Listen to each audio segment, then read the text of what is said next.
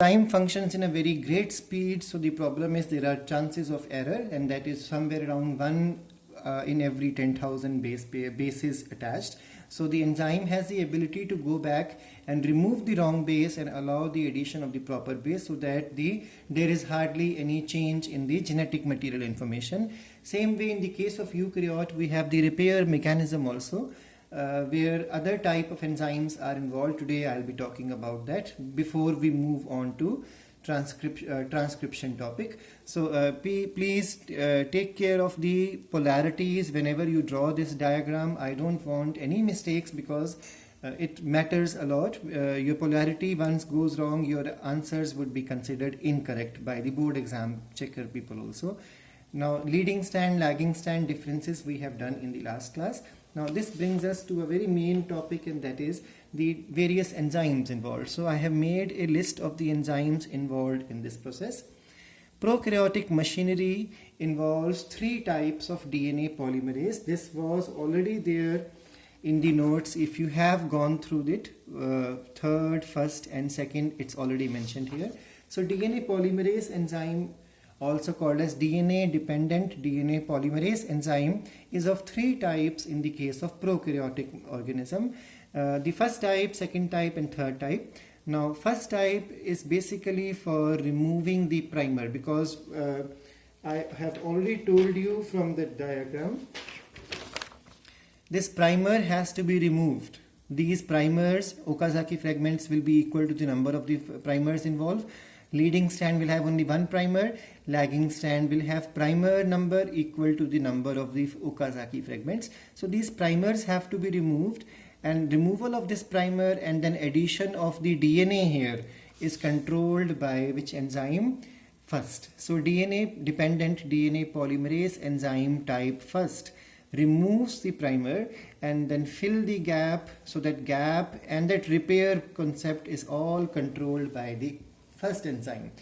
The DNA dependent DNA polymerase second enzyme plays a very minor role in the repair. So the main enzyme is the DNA dependent DNA polymerase third enzyme, which acts like a primase also, because I have already told you the role of primer here. So addition of primer, that means addition of that small stretch of RNA. That means acting like a primase enzyme is also the role of DNA dependent DNA polymerase type third. And then after that, addition of the DNA is also performed by the same enzyme. So 3 enzymes are there, just remember. Now another point, polymerase enzyme first, second and third, they all are able to add to the new strand in 5' to 3' direction. That means whether it is leading strand or the lagging strand getting synthesized, all of these 3 enzymes are able to attach or add. That means they can easily cause growth of the strand of DNA, new DNA, in 5' to 3' direction, as well as they all are able to remove from 3' to 5' whenever there is correction has to be done. But remember one main thing, only the first enzyme is able to remove also in the direction of 5' to 3'. So this removal from 5' to 3' direction is the characteristic feature of only the DNA dependent DNA polymerase first enzyme. Second and third do not have this property. They have the property of exonuclease enzyme only in 3 to 5 direction. Now in the case of the eukaryotic machinery, how it is different from the prokaryotic one. The DNA dependent DNA polymerase enzyme in the case of the eukaryotic machinery is of 5 types. The first one is the alpha, then beta, then gamma, delta and eta.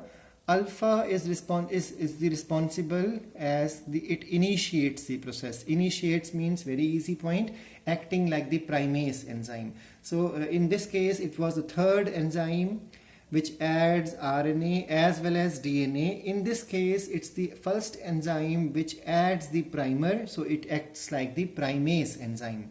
Then removal of the primer, then adding of the DNA there, and repair is done with the help of beta enzyme. In this case it was the first enzyme which performed all these functions.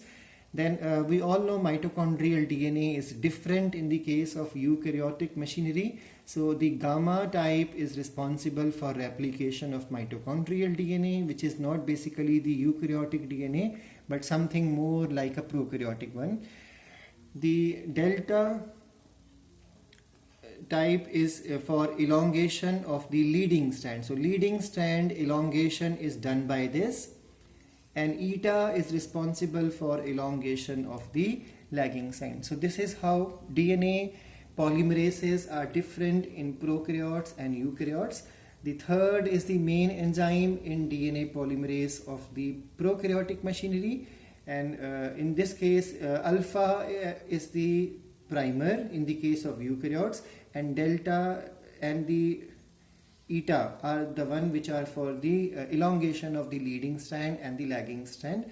In the case of the prokaryotic machinery, the first one is for removing the primer and filling the gap. Here it is the beta for removing the primer and filling the gap. So this is how machinery of both of these are different from each other. These points do come as per your competitive level of exam. Otherwise, in the NCERT, these concepts are not there. So you can skip this thing if you are only feeling like reading only the NCERT. Now this brings us to the new topic, and that is the transcription. Transcription, we have already done central dogma. The first step of the central dogma was DNA is able to cause its replication. The second step was DNA is able to cause the formation of the RNA, and that means transfer of the information from DNA to the RNA is called as transcription. So formation of the RNA can be considered as the process of transcription. It's the copying of genetic information from one strand of DNA into the RNA.